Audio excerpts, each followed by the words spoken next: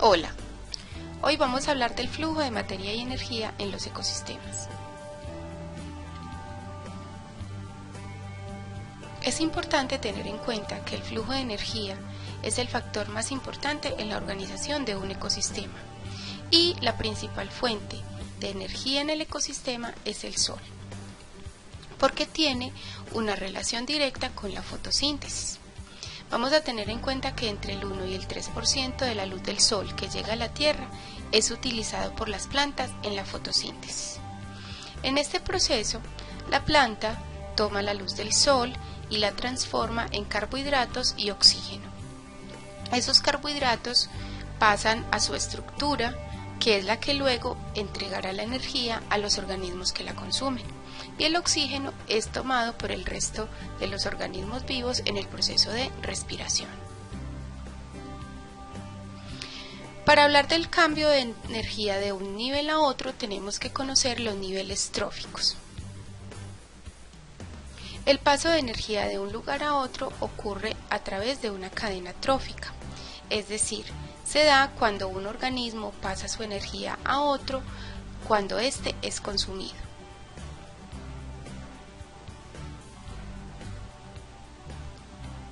Aquí tenemos un ejemplo de una red trófica.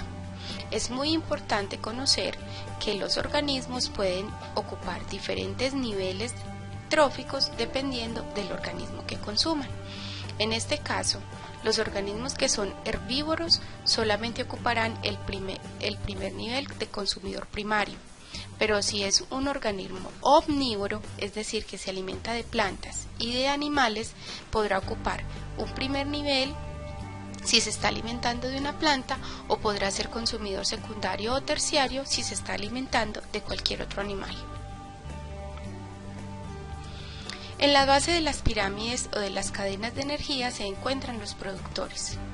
Es muy importante recordar que las algas son los principales productores de los ecosistemas acuáticos y las plantas son los principales productores de los ecosistemas terrestres.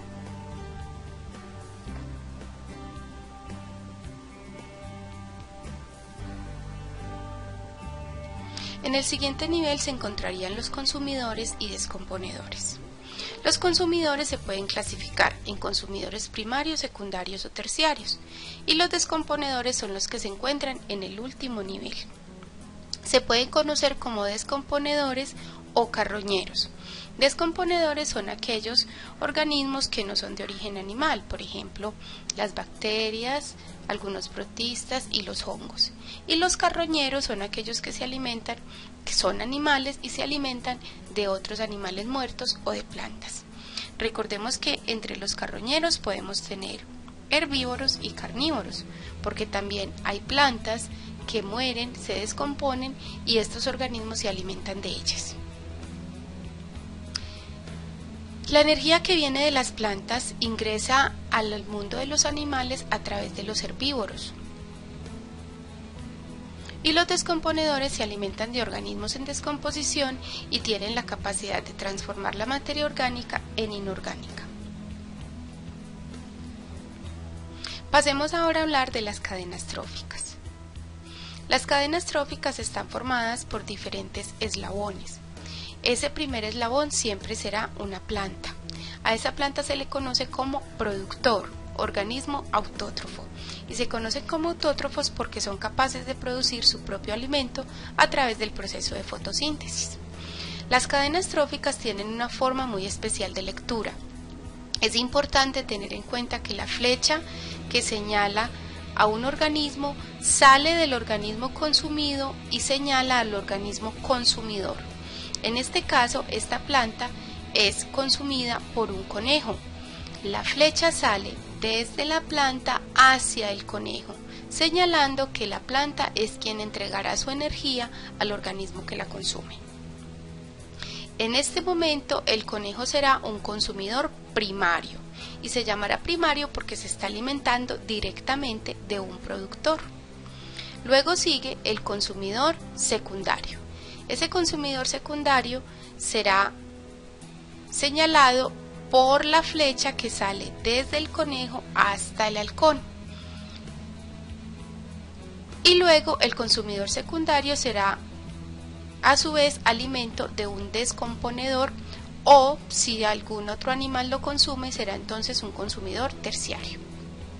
Recordemos entonces que las flechitas siempre nos muestran quién es consumido, por quién es consumido. Ahora, los ecosistemas no están formados solamente por cadenas. Estas cadenas se unen para formar redes tróficas. Esa es la gran diferencia entre una cadena y una red. Las cadenas son líneas sencillas de animales que son consumidos unos por los otros. En las cadenas tróficas, como en este caso, se puede tejer una red de organismos que son consumidos unos por otros. Siempre la base de las cadenas y de las redes serán los productores, que son cualquier tipo de planta.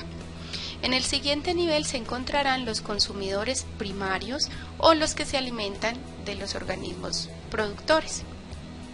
En esta red trófica tenemos el elefante, el conejo, la mariposa y el oso, que son consumidores primarios. Cada uno de los numeritos que se encuentra ubicado al lado de cada animal me va a indicar el nivel que puede estar ocupando en la pirámide de energía. Vamos a observar entonces la primera cadena. Tenemos de la planta, la flecha señala al elefante porque la planta es consumida por el elefante. Pero el elefante a su vez puede ser consumido por el león. En este caso el elefante ocupará un primer nivel, el consumidor se le llamará consumidor primario, y el león, por consumir al elefante, se llamará consumidor secundario. En una siguiente cadena podemos encontrar que el conejo se alimenta de la planta, pero a su vez la serpiente se alimenta del conejo y el halcón se alimenta de la serpiente.